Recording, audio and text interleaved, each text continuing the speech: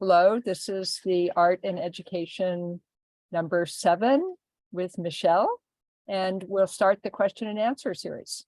So perhaps you can either put a question in the chat, or it's a small group, so you could just open up your screen and put up your hand in the reactions. Who would like to start?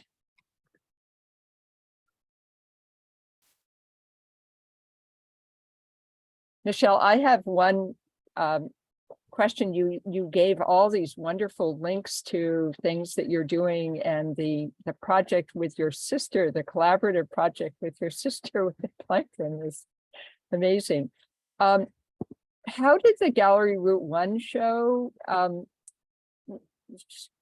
work in terms of promoting you, bringing you into new ideas, and how does showing, because you work so much with children and then you show, and how does that work together? How do you talk about that?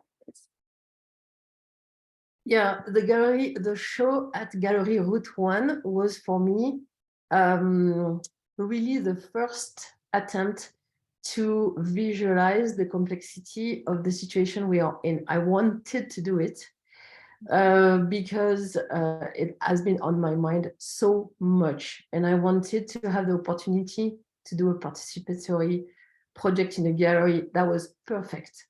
Now, I really hope that I will do it again in another setting. I would absolutely love to do it in a school.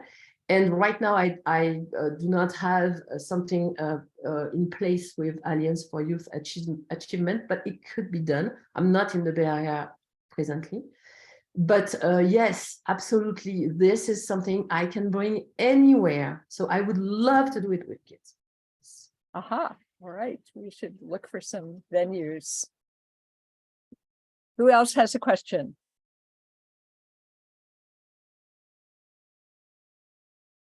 Oh, yes, Meredith? Yes, okay. Can you hear me? Yes. Hi, Michele. Hi, everyone. Michele, you mentioned very briefly, before you started speaking about everything else, that you were a painter and you gave up painting because the paint was plastic. Could you speak about that a little bit more? Yeah, so it was really it was a very short sentence to explain something complicated. No, it's not because of the acrylic only that I stopped painting. Of course, I could have used something else.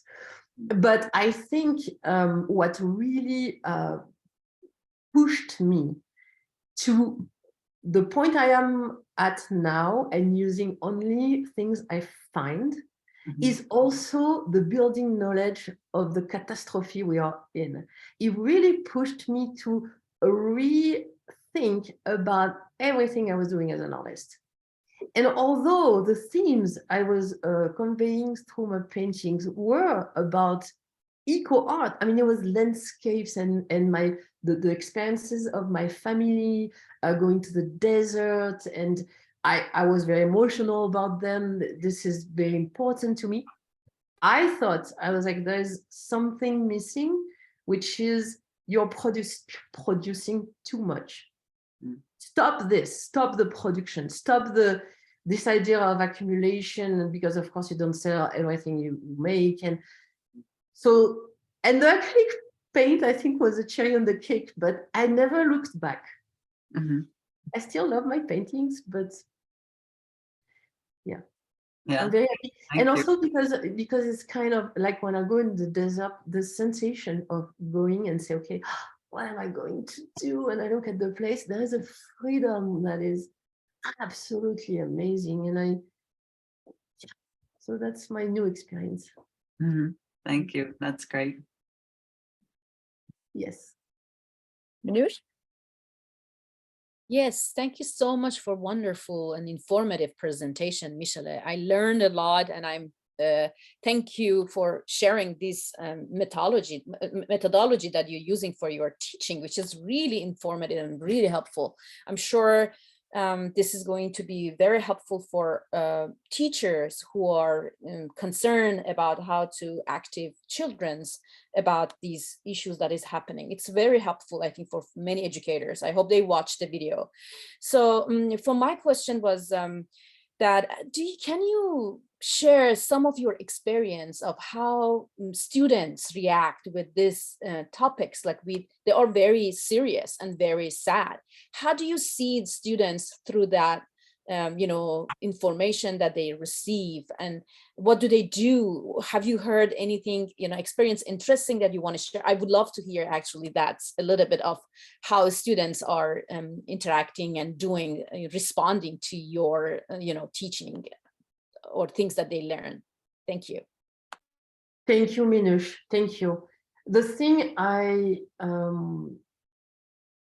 regret is that we don't have enough time usually with the kids.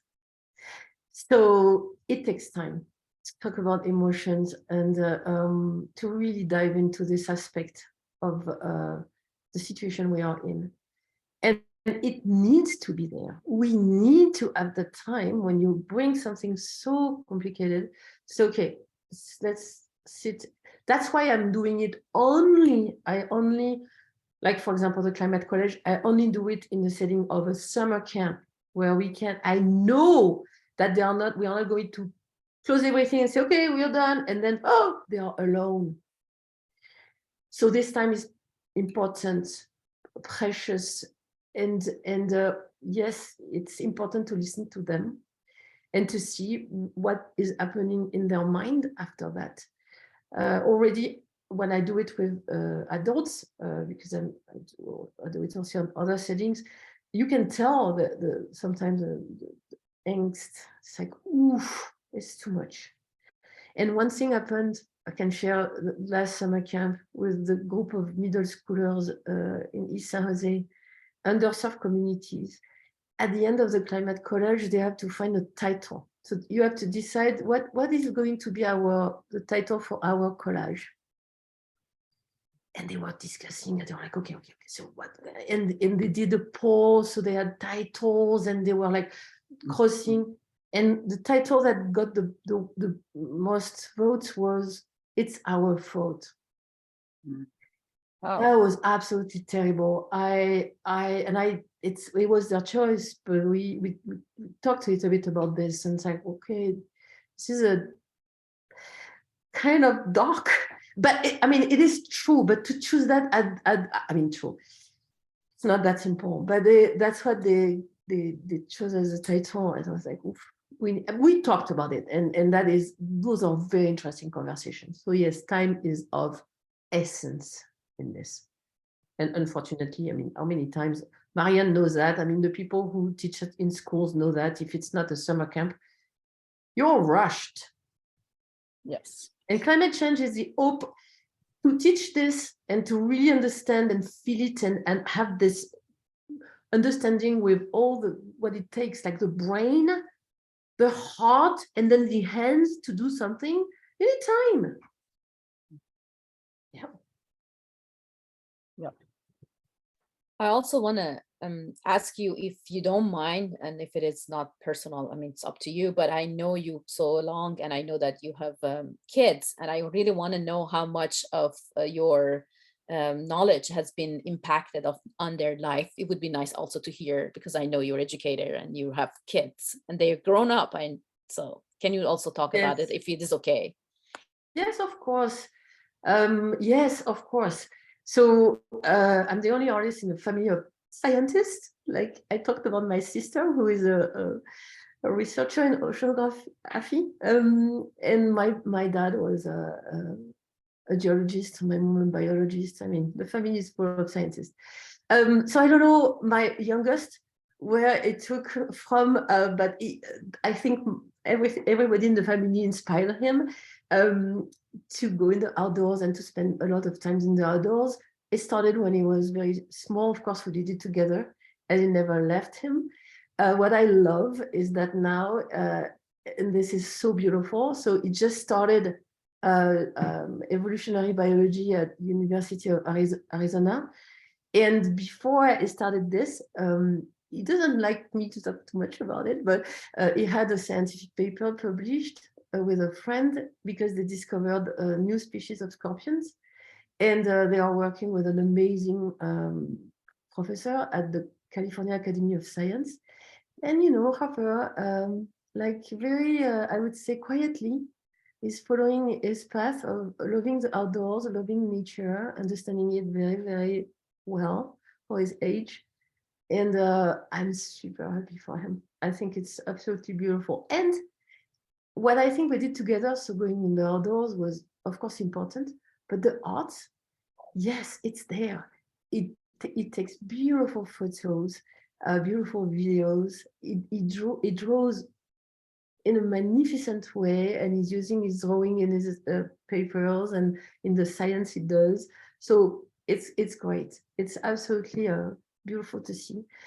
Milo does not know exactly what he wants to do, but he has this love for the outdoors and he loves to draw. So it's not directly related to what he does at school. Right now he's in University of Washington, but he loves to draw and yeah, being in the outdoors and taking time in nature. So I think this is beautiful for me. Thank you so much for sharing that. Okay, I think we are over time. Yeah.